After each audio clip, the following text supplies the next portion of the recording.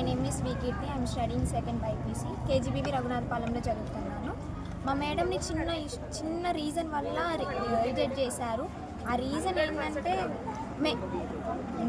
Mess food విషయంలో reject చేశారు.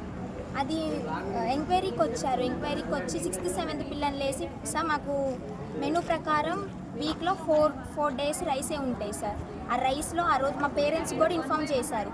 ఏంటంటే గ్రైండర్ పాడైంది, చట్నీ చేయలేదు, గ్రైండర్ పాడైంది, పిల్లలకి 1 వీక్ మేము బోండా పెట్టలేదు, మీకు కూడా చెప్పేస్తున్నాం ముందు జాగ్రత్త అని చెప్పేశారు. ఆ రైస్ కూడా టైప్స్ ఆఫ్ ఐటమ్స్ ఉంటాయి సార్. ఇప్పుడు కిచిడి అని, బగారా రైస్ అని, జీరా రైస్ అని ఇట్లుంటాయి సార్. ఆ రోజు జీరా రైస్ లాంటిది పెట్టారు. చిన్న పిల్లగాళ్ళని పోయి అడిగారు మేడం, ఎంఆర్ఓ మేడం వెళ్ళి చిన్న పిల్లగాళ్ళని అడిగారు ఏంటంటే ఈరోజు మీకు మెనూ ఏం పెట్టారా, టిఫిన్ ఏం పెట్టారంటే వాళ్ళకి తెలియక ఆ రైస్ జీరా రైస్ అని తెలియక బోండా జీరా రైస్ అని తెలియక వాళ్ళు రైస్ అనేసి చెప్పారు సార్. దానివల్ల మేడం రిజెక్ట్ చేశారు. కీర్తి సార్. మేడం పేరు లతా మ్యామ్. అదే సార్ మెనూ ప్రకారం పెట్టలేదని, ఆ మెనూ ప్రకారం కూడా మా పేరెంట్స్కి ఇన్ఫామ్ చేశారు సార్ మేడం.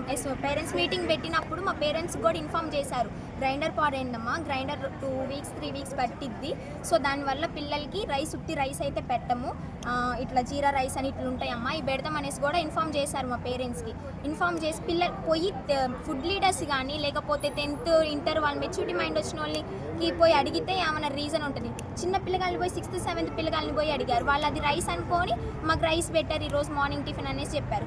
సార్ మాకు ఏమైనా ఇబ్బంది ఉన్నా సరే మేడం మమ్మల్ని ఏమన్నా, మా తప్పున్నా సరే మమ్మల్ని ఏమన్నారు సార్, మేము ఇంతగా ఫోర్స్ చేసి అడుగుతున్నామంటే మేడం ఎంత మంచోళ్ళో మీరు అర్థం చేసుకోండి. మేడం మా తప్పున్నా మేడమ్స్నే అడుగుతారు సార్. డిమాండ్ అదే సార్ మా ఎస్ఓ మేడం మాకు రావాలి, చాలా మంచివాళ్ళు.